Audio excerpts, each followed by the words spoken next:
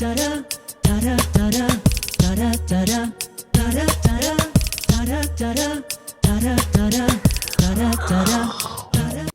alaikum and welcome to Behind the Blind. This is Nadir. And this is Yadira. What's up, Yadira?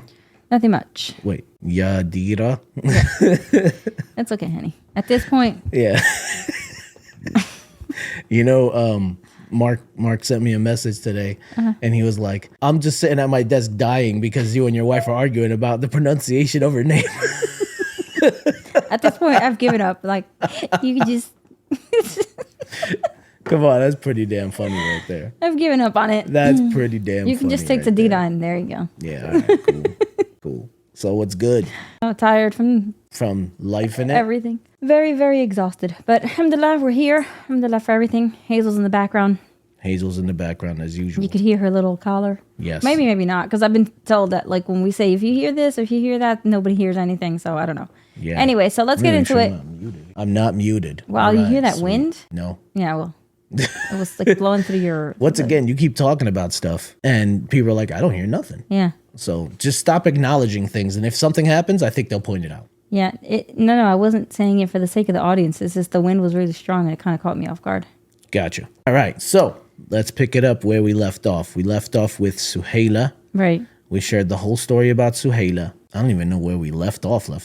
I don't know, but I know I've mentioned the lead poisoning thing because at Yes. some point in one story. So at this point we are... No, we told that in the Islam by Touch story. Yeah, that's the thing. At some point in some story we shared it. At some point in some story. I just don't know where. What are we going to talk about in like 4 weeks? I have no idea. We'll figure it out. I'll just sit here and tell you all the things you're mispronouncing. Like what? Like sazon? Right, sazon. Sazon? You just say it so funny. Sazon. That's how you're supposed to say it, Now right? you're saying it fine, but Sazon. before you were putting in an ah. Sazon. You would be like Lucha Libre.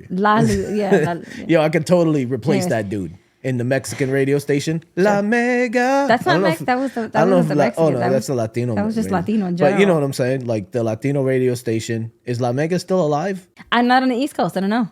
People on the East Coast, let us know if La Mega is still alive. It's like 97.9. La I don't know how many. Mega. I also don't know how many Latinos were getting listening. You know Mark what I mean? Anthony.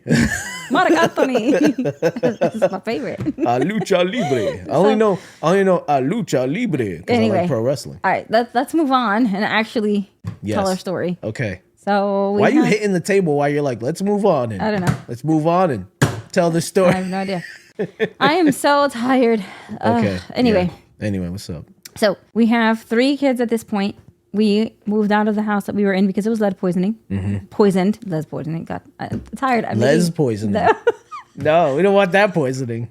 It's a weird poisoning right there. That lead's poisoning. It's so sleepy. It's not even funny. Honestly, I'm trying so hard not to yawn. I'm beyond exhausted. Okay. Yeah, you can't yawn. That's very unprofessional. I know. You gotta cover your and mouth. then I've been having coffee, and coffee doesn't do anything. It just tastes good. I still didn't get coffee today. I have mine. I prepared mine and didn't do anything for you. Okay. When we're done, can you please put me a cup of coffee? Yes, I will make you coffee. Thank you. Okay, so the house was covered in lead. Pretty much every part of it. So we're not living there. Suhayla's about a year old at this point when that happened. We had to stay with your parents. We discussed all of that, and then we finally get our own place, and we were staying there for a while, a couple months. Yep. We were not planning to have another baby quite yet. We just had lost our home and we had just found this new home and we were getting Islam by Touch off the ground. And then I think we were just kind of figuring out we were done with the YouTube channel that I was doing and I was kind of done with the blog that I was running. So baby was not something that we were planning at the moment. No. But again, we plan on a lot of plans and he's the best of planners. He is the best of planners. Yes, he is. So when did we start discussing moving to Texas? I want to say March of 2017. I want to say somewhere around the 1 year mark. No, it had to be way before that. Why? Because I got pregnant with her at the end of 2016. She was born in 2017. And you went to Texas in January of 2017. Yeah, we went in January we weren't even talking about moving to Texas at that point. I went to January 2017. You went to the whole January? I didn't even say that. Yes, you did. You said, I went to January. No. And then we will play this again. No, I did not. It is recorded. Shut up. Shut your goddamn You went mouth. to the whole month. Just shut up. Shut up. Shut up. I went to January. You went to January? United States. No, it's the whole year. I went to the whole January, month. Texas. I guarantee you there's a January, Texas. Anyway, so hold you on. No, Hold on. no. Let's Alexa, move on. Oh, he's gonna do it. Is there a January, Texas? From weatheratlas.com. No. January is a fresh winter month. No, See, it's not. it told Alexa, you. I told you. Volume 0. Anyway, There's no January, Texas. you went to January. I went. Shut up, man. I went to Texas in January 2017. But I know that we had kind of been discussing. No, hold on. Moving. Let me tell what happened. So I went there because Oops. Because I just hit the call you on the microphone. there you go.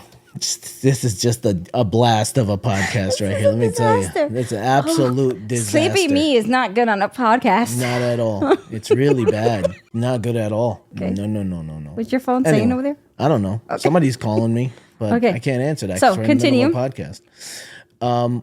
So I came in January because I went to Mass Ikna with Abu Hafsa, right? I took Abu Hafsa with me, and hold on, what is going on with you? That wasn't me. No, that's not my phone. Everything's on mute. No, mine's on mute too.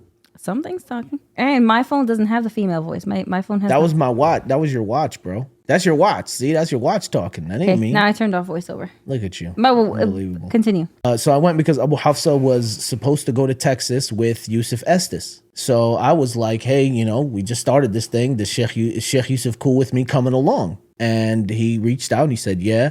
And we had one volume of the English meanings of the Quran in Braille at that point. It was just volume 10. I think we had other volumes, but I bought volume 10 just so people can actually see the beginnings of it. And I went to Texas, and we went all around Texas doing the, Guide Us TV stuff with, and that's why I came to Texas. That's what started it all. Yeah, I know, but we had been discussing possibly leaving Jersey a little while because I was already looking at different homeschool laws in different states. That's what I was trying to get at. Wait, at that point, did the new neighbors come in yet? I don't think so. Not quite.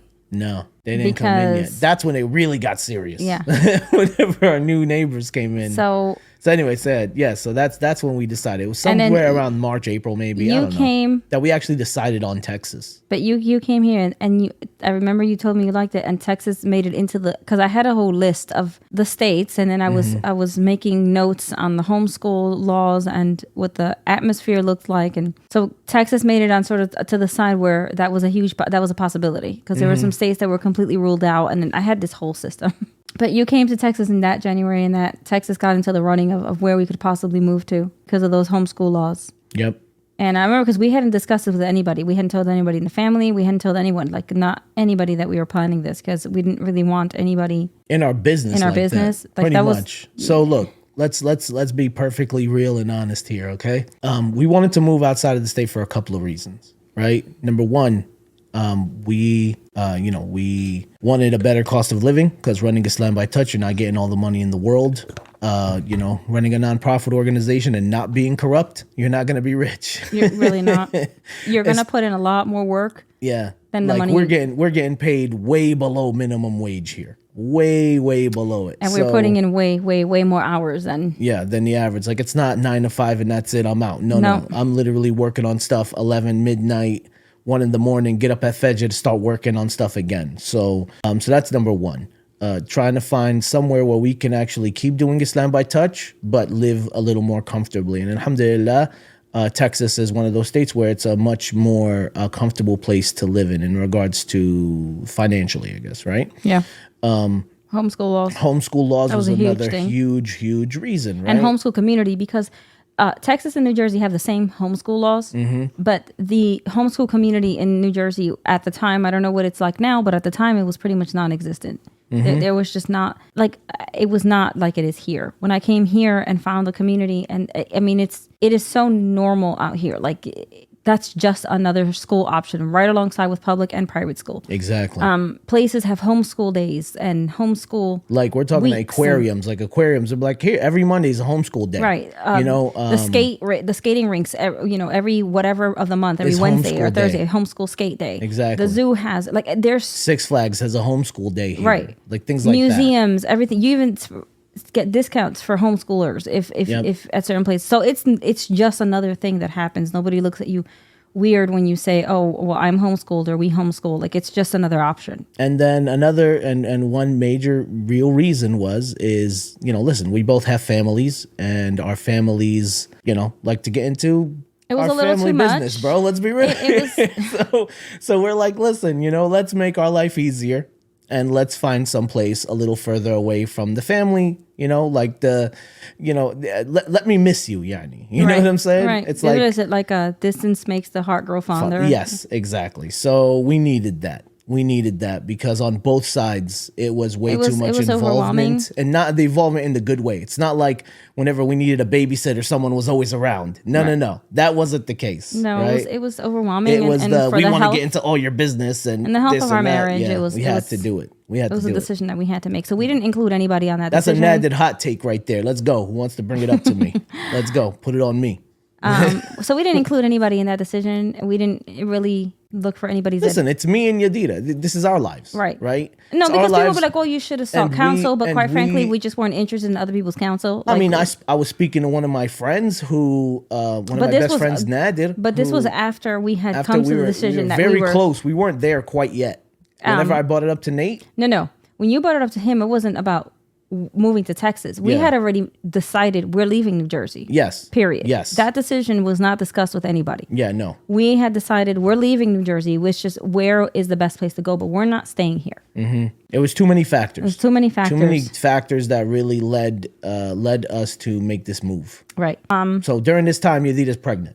I got pregnant, and he was in Texas, and I was like, I think I'm pregnant. He was like, well, are you or are you not? That's I'm like, right. I I gotta take a remember test, that, but it's yeah. a little too early. Yeah. I'll let you know. And so the funny thing is that as each pregnancy progressed, so the technology. Okay. So at this point, I had an app called Tap Tap See. And I was home alone with the 3 kids that are small. And I was like, I don't really want anybody involved in this. Again, hadn't told anybody. And we're in Clifton, so it's we're- not like you had, even though you just don't want anybody involved, like you said. I'm a much more private person and stuff. So I just didn't feel like having to depend on anybody for that. Yeah. So, I did what I had to do. I took the little pregnancy test and I waited the time and I laid it very flat on a thing and I angled that camera on the phone and I took a picture. Like I had tap scan it and take a picture. The way it worked was, I believe you had to pay for pictures, right? Like you had to pay for like a thing of 50 pictures and someone would analyze it or something? No, I think that was a different thing. Or it used to be like that. Then they changed it to just like, A monthly subscription? Or, no, I think you just take the pictures or whatever. Because I didn't pay anything for that. Okay. So I could have swore you had to pay for like 50 pictures or something. like I said, I think they changed it. They dropped that. And then it's just whatever. Okay. So I always got the digital ones. I wasn't beat for like, hey, was that blue or pink? Yeah, or how no, many lines does that's- that have? No, I wasn't doing all that. They don't have a talking one yet? No, I think they were I'm working kind of on surprised that. they don't have a talking one. Well, no, I'm not surprised. They don't think blind people should have kids anyway. Exactly. And not even talking, but anything tactile or anything. I Yep. think they were trying to work on something like that. But anyways, that's You a whole... blindos can't have children? Right. What is wrong People with are... you? I mean, people get so upset. Like, oh, I wouldn't trust somebody I didn't know with my baby or something if I was Oh, blind or whatever. man. Why would somebody say something like that? Why? And people say these Why things would without somebody thinking. say that? So many times I've heard this from multiple people. You And know it's what I like, mean? but I love you. Right. But you're different. Right. You know? Or, if it's a stranger, at least you can say they're ignorant. They If don't it's know, somebody yeah. you know, Somebody it's a you little know, bit it's like, why would what? you say that? It's like, And I've why heard would this. you say The thing that? is, I've heard this from multiple people, from both strangers and people that I know, and it just gets. Anyway, I'm going on a tangent. Yeah. So this is what this whole platform is for. It's So, for you to go on tangents right. and for So- me to say dumb things. Yeah. So I took this test and I had the digital one and I angled the camera and I kept taking pictures until it was finally clear and it was like, yes. That's all it said.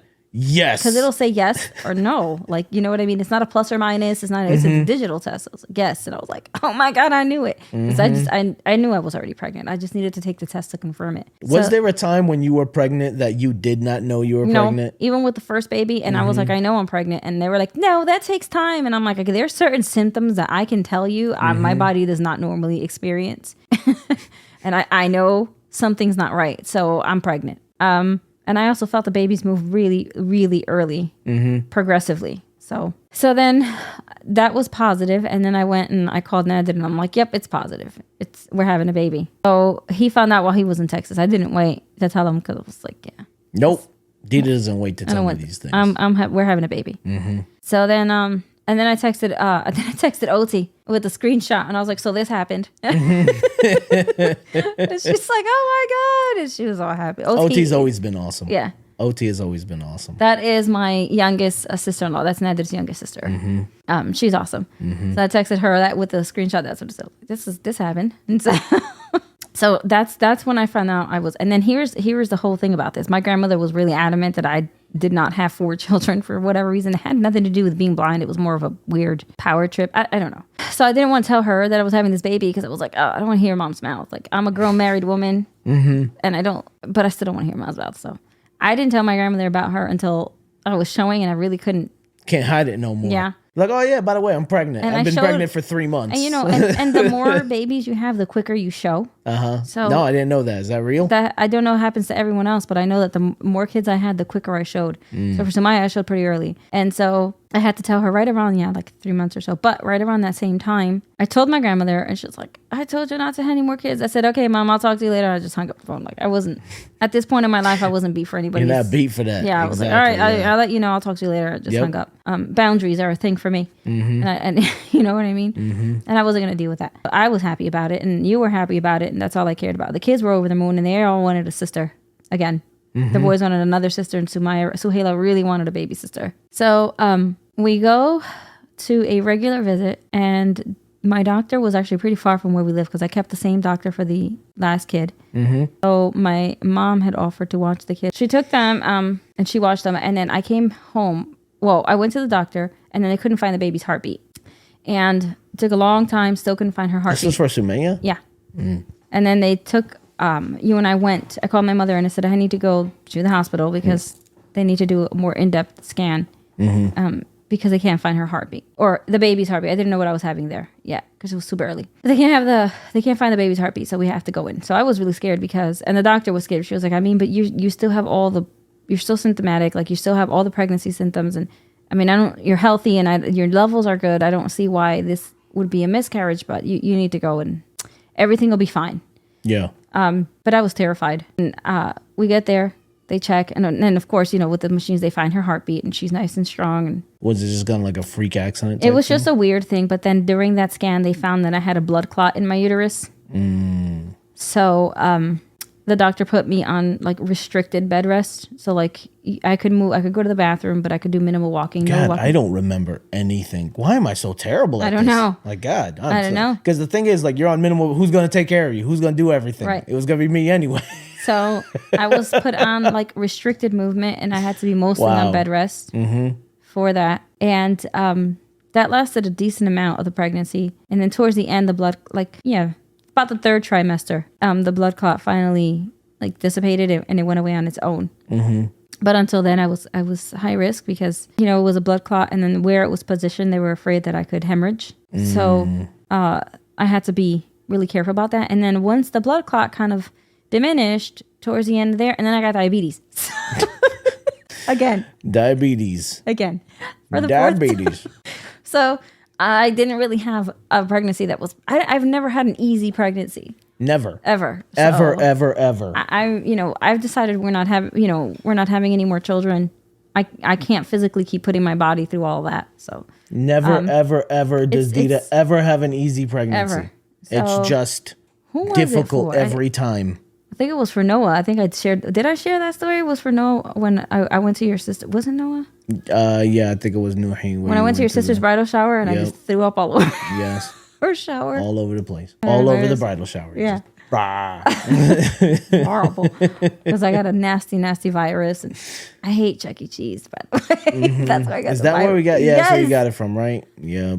And every time I go to Chuck E. Cheese, I somehow end up getting sick. I hate it. Yep. It's like I don't remember the last time we went. Anyway, I got diabetes again. The neighbors that were living above us moved, and we got new neighbors, and they were not so wonderful. No, they were. That's a nice way of putting it. They were very. They were quite cafres, my wife would say. They were very loud. They were, and that's fine. I mean, I guess nobody wants loud neighbors living over them, but they never. The parents were never home. The kids were had free range to do everything and anything. So these young kids would be leaving the house at like 2, 3 in the morning and coming in at all the time, like 4, 5, 6 in the morning, right before their parents got up to go to work. It was insane. And it was like, I'm already having trouble sleeping because I always get really bad insomnia when I'm pregnant. And then the minute I start falling asleep, these kids are stomping up the stairs at, you know what I mean? Like 5 in the morning because they snuck out. Yep. It was so frustrating. Always smelling weed from upstairs. And always. I mean, if that's what you do, that you do you. But seriously, but why do I gotta smell exactly? it? We don't. Why do I gotta so smell why I this gotta downstairs? be in Why? my house? Like do something about that. Like this is very inconsiderate. Like you have to be considerate that you're living in a 2-family home and it's not just your space. Exactly. So the neighbors before this were college kids and they were excellent. You would think like, that they it would were smell great. like weed all the time. You'd think it would smell like weed all the time.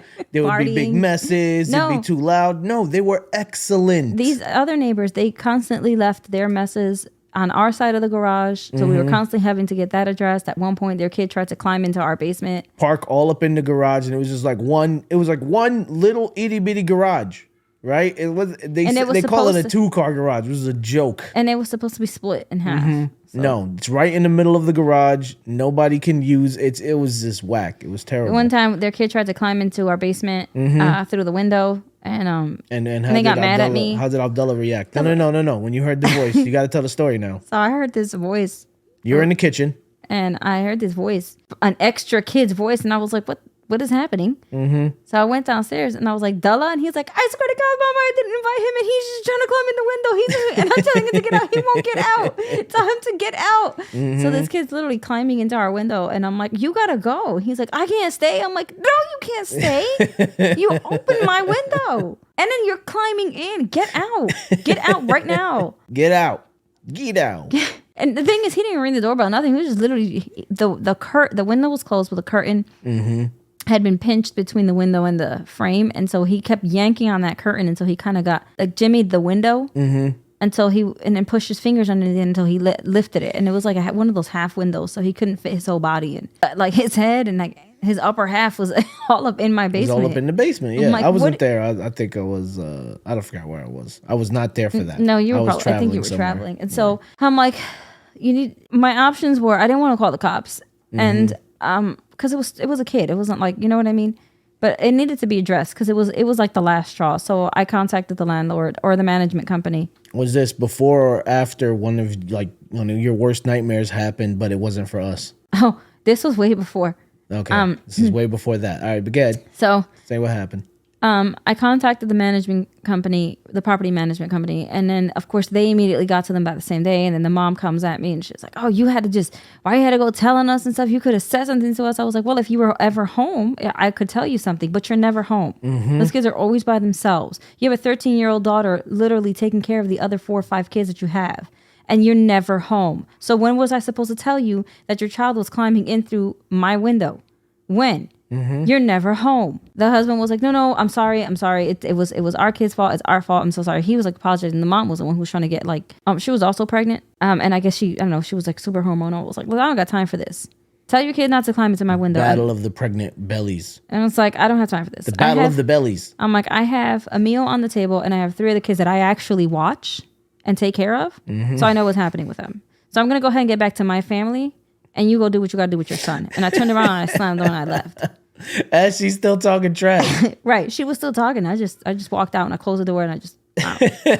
And that was it. Because the landlord had us for a year and change at this point. And never any complaints. Never any complaints. Everything is great. Right? And I used to see the college kids and I'm like, I'm sorry. I have 3 kids and I'm sure we're like super loud. And they're like, no, we don't even notice. It's fine. You're fine. You're fine. You're fine. So it was very frustrating. So that was that with that family, and it just and after she had her baby, it just got worse. I don't know if she was postpartum or something, but like then the fighting started, and the slamming of the doors, the kids all crying, the baby screaming, those 2 fighting and screaming at each other at the top of their lungs. I think at some point I heard some plates get thrown and some glass broke. Glass breaking. I was like, okay, this isn't. We gotta go. We gotta go. So. And then who showed up at the house? You actually, this happened during the school year itself, and it was a little bit before we left. Well, we left in December. Yeah, I know, and this happened like in October. Okay, so talk about Sumayah, and then we'll kind of go back. To that. Yeah. So we at this point had officially decided we're going to Texas. And then we let everybody know that this is what was happening, and everybody's kind of shocked because they're like, "What do you mean Texas? Where's this coming from?" Because for everyone else, Everyone else, they didn't even know this was coming. right? They were like, "What do you? You're moving and Texas? Wait, what? No, no." We were like, "Yeah, we've been talking about this for like almost a year, and so Texas." They were like, "You didn't what?" And people were like, "Are you sure?" Like, "Yep, Yeah, we're sure." No, we didn't. This isn't like, "Oh, we're planning, we're thinking about this." No, we've made a decision and it's done, and we're letting you know. We're actively looking for a place right now. We're letting you know because it's going to happen. We just didn't tell you prior to it because we were ironing out what we needed to iron out between ourselves. It wasn't anybody else's business. Yeah, quite no, frankly. we were trying to just like, okay, maybe here, maybe there, but And we didn't want anybody else's input. Yep. Yep. So we had made a decision. You and Nadir came out here, looked around for some places, found the place, rented it out while we were still back home. Yep. And I had the baby. It was pretty. So I kept getting labor pains for like a month, but I wasn't dilating like at all. And again, diabetes, so they won't let you go past the due date. So I had to be induced. I show up. They gave me some tiny little pill that was supposed to get me to dilate and like efface, which is all pregnancy terms. Yeah. Get baby ready. So yeah. I don't know any of these terms either, guys. I could explain it, but it's fine. it's probably not. No. Because it's... You save that for your pregnancy podcast. I'm very comfortable with talking about this, that, but men get all weird about it. You save that for your, men are like, that's not, appropriate. I'm like, it is appropriate because it's just the way Allah made us. Like, stop it. You save that for all of your It's really not a big deal. It's really not a big deal. Anyway, so that didn't, I was admitted the night before. They gave me the medicine that was supposed to get me ready for the Pitocin and get things going in the morning. But when I woke up in the morning, the little medicine had done absolutely nothing. So they were like, we're just going to go ahead and proceed with the Pitocin anyway, because maybe that'll get you that. So effacing was the problem. I just wasn't effacing. I was kind of dilated and I was stuck like, I think at 2 or 3. And this time you had your doula? I did, and I will not mention anything of who this person was or anything, just because of her preference. Word? Yes. Okay. So I'm not gonna say nothing. What's a doula? A doula is someone who will help you through your birthing process. See, does that bother you? Words like birthing process. Listen, just don't talk about any nasty liquids and stuff. Amniotic fluid. Yeah, no. See that word? That word is banned from behind the blind. We can't talk about that word. Anyway. No fluids. You floated in amniotic fluid when you were a baby. Everyone did. Sure. Everyone did. It's natural. Okay. And it's sterile. Okay. Anyway. Yep, go ahead. I love making you uncomfortable. It's so great. Yallah.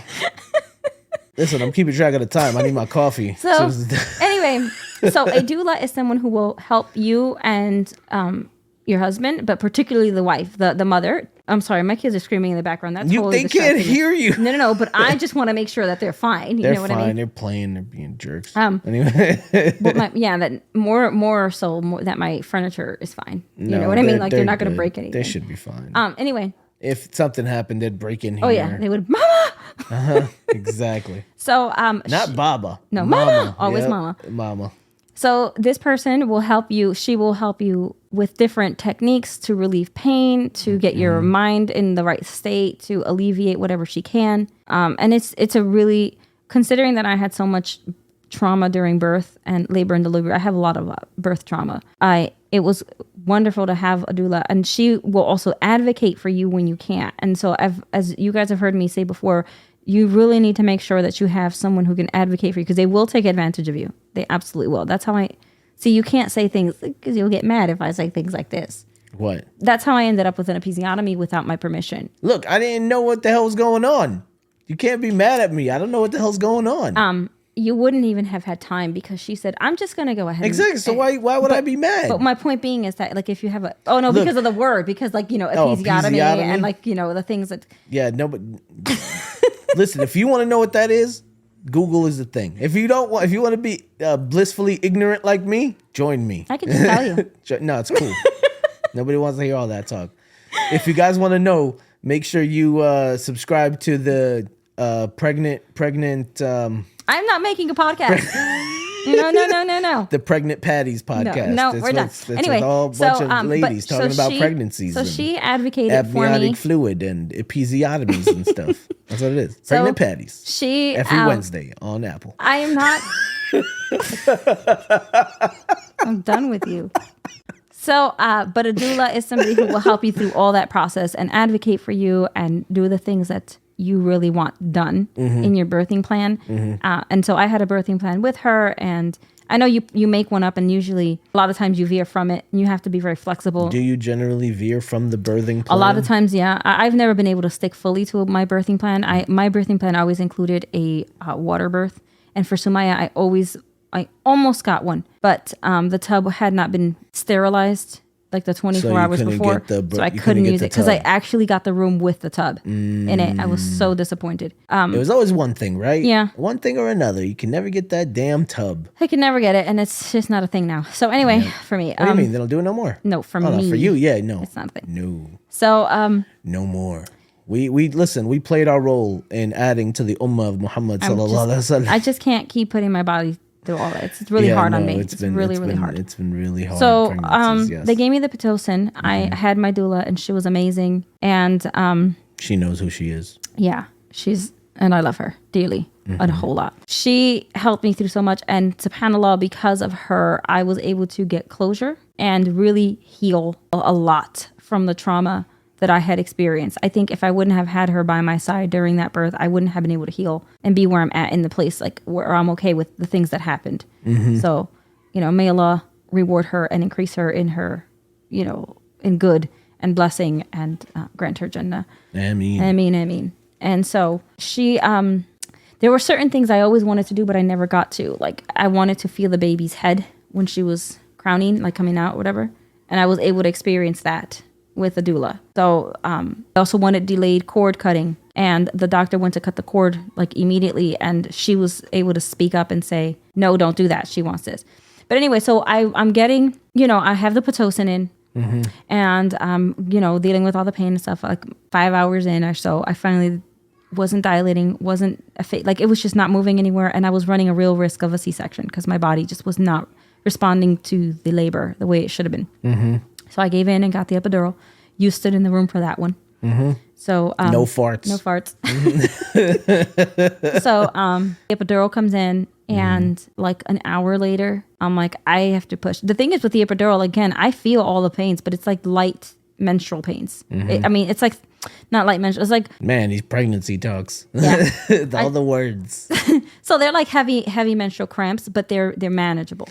So it's not like it goes away completely and it's like, oh, this is great, I don't feel anything. That's just not how it worked. Not for me anyway. So we get ready to have the baby, and the doctor had checked me, and apparently I still needed some time to go, but literally like less than 5 minutes, I tell the doula, I said, I have to push. And she's like, okay, I'll go get the doctor right now. When a woman says she has to push, I need everybody in the room to believe her. Okay.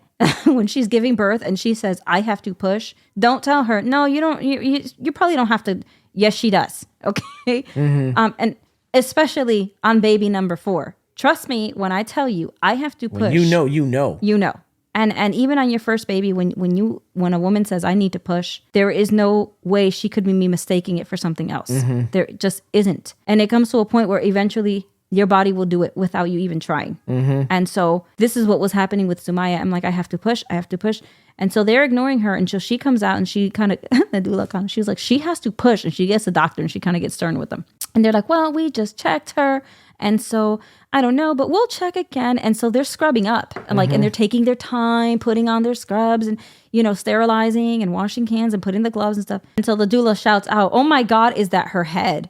Because I said, I have to push. And then at one point I said, she's coming, the baby's coming. And they still weren't listening to me. And then at one point she's like, oh my God, is that her head? And at one point they come to put the little to adjust the straps because they couldn't find the baby's heartbeat anymore because she was coming down. And I was like, she's coming. I'm telling you, but they weren't listening to me. So they adjusted it, finally found the heartbeat, which was very low because already she's on her way out. Not low as in it dropped. It was just like low in the position of my body. Yeah. Because she was on her way out. The doula was like, oh my God, is that her head? And so of course that got the doctor's attention, and she flew. And of course it is the baby. Like, she's just coming out. Like, that's just what I mean by I wasn't physically pushing anymore. My body took over and was just getting her out. Is that generally what happens? Yeah. Like, at some point, if you try to fight it, you can't fight it. Like, you can't. SubhanAllah, you how Allah made your body like that, right? They'll tell you, La don't ilaha push illallah, or hold that's it. And crazy. it's so hard. Like, I can't hold it. I can't. Like, No, that's it. your body's like, Allah made me to do this. yeah. You know And what I mean? eventually, like your body, there's no stopping It's and gonna saying, happen. yeah, I'm not going to push. No, your body's going to do it. Yeah. And it's the craziest feeling. It's very uncontrollable. So I'm like, they didn't, usually in the labor, they'll, at least in the U.S. hospitals, they'll like convert the bed and like kind of put Into the this stirrups deal. up. Yeah, and yeah. Well, the baby wasn't born on that kind of bed. They didn't get time to because I said I needed to push. Nobody believed me. She was born on the regular bed because she just came out. And on the way out, the only thing the doctor said was just try to hold it just real quick because the baby came out with an umbilical cord tied around her neck. And so I was like, I can't. But in the middle of just me saying I can't, she moved, subhanAllah, she moved so quickly and got it done before I even noticed what happened. The doula saw it. That's how I know, because she told me about it afterwards. That's kind of crazy, right? Yeah. That she got it done so fast. She did. Because she was coming out so fast, it would have choked her. You know what I mean? So she moved, sorry. The kids distracted me. So she moved super quickly, and the baby came out, and it's so funny because she came out like she had her fist in the air. She was like angry baby, like, oh. And that is Sumayah today. She's not you angry, can't tell but her she's nothing right. though. No, you can't. She's like, You can't tell her a damn thing. sass a lot. I call her Suhaila, I call her sassafras, and Sumayah sass a lot. So they're still like that. They're both. But that was sassy Sumayah's girls. story. The No trauma stuff with outside her. of the Alhamdulillah, right? no, and I'm telling you, I had the doula, and she advocated for me. And when they moved me to the this time we got the Such big a room stark contrast. Yeah, because that's it. right away. Because they know. They know And, we came ready to fight. She came in, and my doula was like, listen, if you're going to come into her room, you need to knock on the door first, announce And who you announce are. yourself, She yes. cannot see you, so your badge means nothing to her. You need to announce who you are and why you are here. You can't touch her baby without asking her first. You cannot do anything to her without asking her. Like, she was really good on advocating for me and my specific need as a blind mom. And she stood there until she made sure that she knew things were going to be handled properly. And then she, left. But she was there with me the entire birth. And I'm very, very grateful for her and her presence. And I really, really do. She's a sister to me. So, you know what I mean? Yep. We're at 41 minutes right now. Okay. But you're going to shave off a couple. So it was just rounding off the story. You got anything else? So the baby was born. Yep.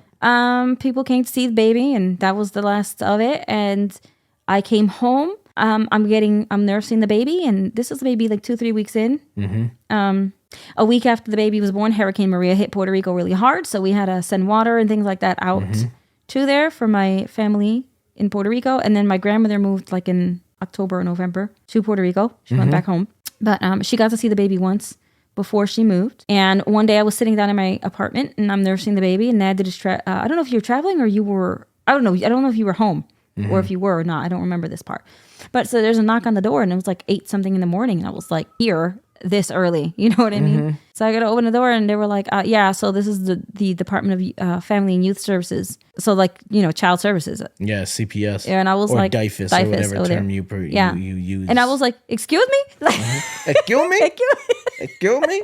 I was like, they were like, yeah, we're looking for so-and-so. And I was like, oh, no, you got the wrong house. They live over there, there. That's and I closed that door so quickly. And I was like, get away.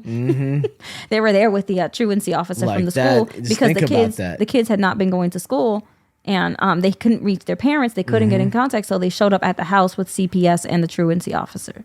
Just think about that, guys. This is like one of our worst nightmares, right? Yeah. And this person just knocks on the door, and subhanallah, man. I can imagine. My heart just dropped. I was like, oh no. And so when they said for the other person's name, I was like, oh no. I pointed to that door quick. I was like, they're over there. I closed that door and locked far it. from here. Get away. But subhanallah, we had the place in Texas. I took about 5 or 6 weeks, and then I literally packed up because Nadir was traveling so much. So I packed up. I put the baby in the Ergo. I love that carrier, by the way. Are Ergos still good? Yes, they still are. And I know some of these things strangle babies. No. Ergos are really good, and I love my Ergo. So I put the baby in an Ergo, and I would nurse when she needed, and I packed up that entire apartment while still homeschooling the 2 boys, and I still had Suhaila, who was still in diapers, and I was still like, with now a newborn baby and nursing her. We got the apartment ready, and in December we said bye-bye to Jersey, and we moved from an apartment to a house, and the house rent was less than the apartment rent. Yep. Subhanallah. So yeah, so that was the So baby Sumayah moved over to That's- Texas when she was like not even quite 3 months old yet. that was the four kids right there. So that's all four of them in regards to how they came about. Maybe we'll do one more being blind parents, just kind of talk about parenting. Yeah. And then maybe we could move on to homeschooling and stuff Yeah, like that. definitely. All right, guys. So make sure you guys Oh, I think follow. I got totally off center off the camera. Okay. Did you? I think so. Listen, if you're gonna do videos, it's gonna happen where it's just not. This gonna is be. why I'm trying to get, AI to take your place. You'll do the talking. We'll record it, and then I'll have an AI come and be your face. And Well, you know mouth why? and Because I've stuff. been reaching for my coffee, and I've been just. I'm not, curious if that'll actually, if it works. I have not just Let me been. tell you, Oh, there I go, smacking it it works. the microphone again Yeah, with a coffee cup. that's you. That's 100% you. There you go. As you drink coffee on screen. Wow, you're so unprofessional. I did this a lot, by the way. I just zoomed out to look at you. Well, Just they've to make seen me sure? drink coffee a lot in my rose Okay, pink gotcha. cup, my rose gold cup. Yes. Yes. All right, guys. Well, make sure you guys follow Islam by Touch on all of our socials. Instagram, Facebook, Twitter, all that stuff. Make sure you subscribe to the Islam by Touch YouTube channel. I got some khutbahs on there. We had a point of view of Yadira going on a walk with the kids with the guide dog. You get a rare glimpse of my children. I don't show them often. Yeah, we're gonna show a point of view like us going through the Mass ICNA convention from December. We're gonna, we have a bunch of stuff on there. Alhamdulillah. I may do another reaction video eventually. If you, by the way, real quick, if you have any questions, you can just email us or comment on the YouTube videos and stuff with questions and stuff, and then we can address it on a podcast. Yeah, please and ask answer, questions. You guys or, can send you know, us questions at islambytouch@gmail.com. or if there's any topic you want us to discuss or something. Yep. So- Yep. And make sure you subscribe to Behind the Blind on the, on your podcast feed through Apple Podcasts, all that stuff. Please subscribe and share it. We really want to get these numbers up so people can, pass it along. And then also you could follow this beautiful young lady next to me. How can they follow you? At Always Yadira on all the Yes, socials. You can follow her at Always Yadira on Facebook and Twitter and Instagram and all that. And yeah, guys, that's pretty much it because she's always Yadira. Oh, God. Anyway. Just give your couldn't let it salams. go. Let's go. I couldn't let it go. I couldn't let it go. Oh God, I'm such a child. Okay, just give your salams. All Come right, on. guys. Make sure you guys join us next time where we take you behind the blind. Assalamu alaikum wa rahmatullahi wa barakatuh.